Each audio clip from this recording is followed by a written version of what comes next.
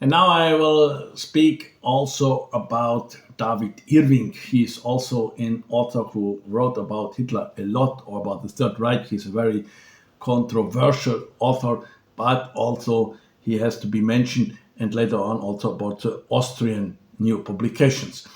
Irving, he, as I said, very controversial, and we will also tell later why. He's born in 1938, and in 1977 he publishes also a biography of Hitler. And this is more, yes. Irving was the son of an English naval officer who miraculously, they say, survived a German submarine attack during World War II.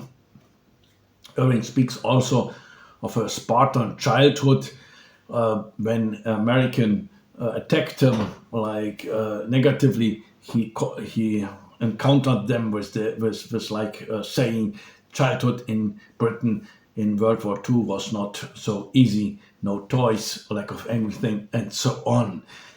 He became famous for his analysis of the bombing of Dresden.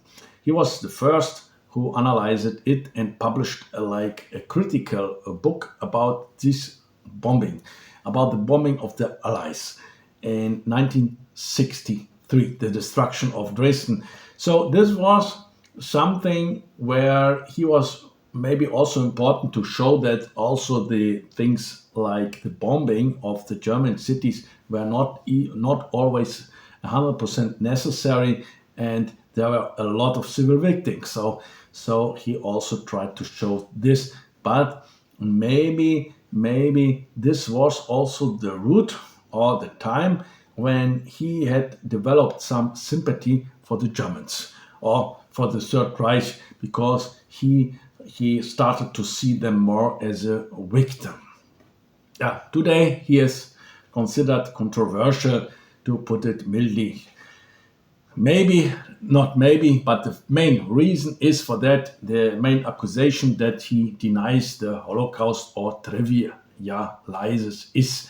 He also said things like Hitler didn't know about Holocaust or did know very little, and maybe very late. It was a thing managed by SS leaders Himmler and Heydrich. Maybe Hitler about 33 get know about this. This is also a problematic thesis. It is difficult to say something. It is difficult to prove it because Hitler was interested not that the things would not get known. So that is the reason that we don't know a lot about Holocaust and Hitler, like in the direct connection. He positively, we have to say that he was one who is considered a subtle and keen historian, who was one of the first who revealed a lot of facts and sources. Like he was a sort of pioneer, working in the archives, also in Moscow, and getting a lot of stuff done, if you can say stuff done. He was a really investigative journalist, which he also demonstrated in the so-called Hitler Diary affair. This was the affair, the Hitler Tagebücher. It was an affair in 1983 when the magazine Stern, it is a weekly magazine like the Spiegel. The Stern is really well-known and well-read. I was about 13 years old in this time, and I remember this affair very well. The Stern made a big announcement. We found the Hitler diaries, and it was a big campaign. So they purchased about 61 volumes of an alleged Hitler diary for 9 million Deutsche Mark. Then back then, that is today more than 20 million euros. Yeah, that was back then. Irving played here a major role in discovering that this all was a hoax. He said that he purchased 800 pages of the document relating to Hitler from the same source as the Stern magazine did in 1983. And he found, even before the Stern, that many of these documents were forgeries. So Irving was the first who called them forgeries, and all the diaries purchased by Stern were forgeries. It was then really a scandal. Yes. Yeah.